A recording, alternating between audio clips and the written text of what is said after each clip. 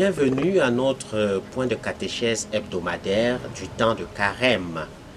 Et ce vendredi, nous voulons partager sur l'expression « Il a souffert sa passion ». Qui a souffert sa passion? Il s'agit bien de Jésus.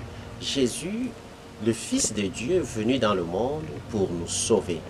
Et nous professons cela dans le credo de l'Église en disant « Il a souffert sous Ponce Pilate ». Il s'agit d'une souffrance objective qui commence par le rejet.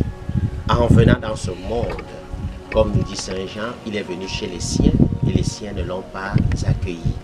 Il a donc été rejeté parce qu'il n'a pas été accueilli. Et le fait de se savoir pas accueilli crée en soi une souffrance. C'est déjà le début de sa passion. Et cette passion, si nous prenons les autres évangiles, nous comprenons qu'elle commence même à la naissance à Bethléem. Et là, nous voyons qu'il n'est pas accueilli, il n'a pas de place. Et une fois né, il est persécuté. Les parents sont appelés à s'exiler en Égypte pour protéger l'enfant. Il est déjà dans la passion. Et cette passion va s'accentuer dans son ministère public où on va chercher à tout moment à le mettre à l'épreuve. On va rejeter son discours. On va chercher comment le faucher. On cherche à l'arrêter objectivement pour le mettre à mort. Et cela va se poursuivre jusqu'à la croix. Et donc, cette passion qu'il vit est en même temps l'expression de l'autre passion qui est amour. Il a manifesté son amour et c'est de cet amour qu'il meurt. Il meurt par amour pour les siens.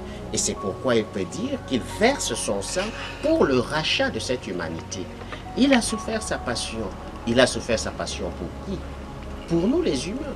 Pour toi, pour moi, pour l'autre. Cette souffrance objective cache l'autre souffrance affective. Il a aimé. Et son amour était si grand que cet amour était également très sensible. Et c'est par amour qu'il peut se laisser prendre par miséricorde, c'est-à-dire par cette grande sensibilité de son être, de son cœur envers l'humanité qu'il cherche à racheter. Dans la fidélité de la mission qu'il reçoit de son Père et dans la fidélité de l'amour qu'il manifeste pour l'humanité. Et donc, il a souffert sa passion parce qu'il nous aime. Mais nous savons également que cette passion peut remonter à plus loin. Parce que Dieu a souffert de se voir trahir par les humains qu'il a créés dans la désobéissance de nos premiers parents. C'est une trahison. Ils ont désobéi, mais Dieu ne les a pas laissés tomber. Il a multiplié les alliances avec eux, qu'il a envoyé même les prophètes pour nous rappeler cette alliance. Et enfin, il nous envoie son Fils qui vient se livrer en victime expiatoire.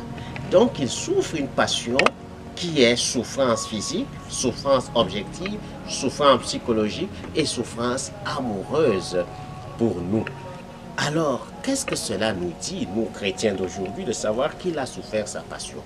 Oui, il a souffert sa passion, on peut croire qu'il a souffert comme tout le monde peut souffrir. Mais, objectivement, nous avons à accueillir le fait qu'il a souffert pour nous, individuellement, personnellement. Et comprendre qu'il a souffert pour nous, il faut que cette souffrance ait un sens. Il a souffert parce qu'il a voulu que nous revenions à Dieu.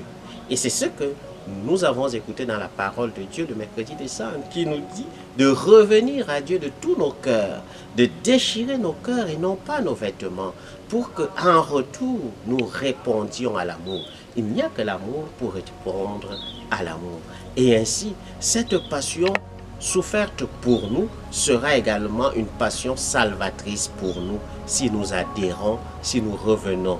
C'est donc dans cette perspective qu'on peut dire il a souffert pour nous réconcilier avec Dieu son Père. Et nous, en retour, acceptons d'être réconciliés avec Dieu en nous réconciliant avec nos frères et sœurs. Le carême est donc pour nous cette opportunité de réconciliation en réponse à l'amour de Dieu. Et ainsi, nous serons dans le monde des témoins de l'amour ineffable du cœur de Dieu lui-même en son Fils qui a souffert pour nous. Alors, chers amis, le carême, qui est donc cette opportunité qui nous est offerte, doit être pour nous un temps où nous apprenons à regarder le frère la sœur, d'un regard nouveau, d'un cœur nouveau et d'un élan nouveau pour une parole nouvelle qui renouvelle toute relation, toute chose et nous installe dans l'amour ineffable. Merci et à vendredi prochain sur la même chaîne des missionnaires au-delà de Marie Immaculée. Merci.